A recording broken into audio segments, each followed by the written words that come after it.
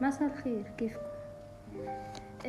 رفلكسولوجي بيمنح للجسم نشاط غير عادي. ليش؟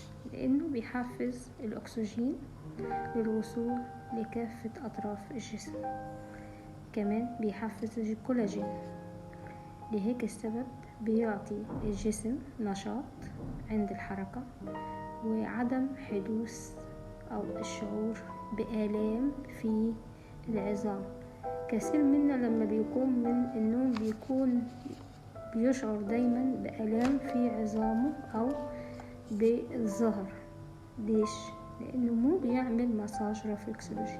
مساج الرفلكسولوجي بيساعد فعليا على تجديد نشاط الجسم وتجديد الخلايا بالجسم.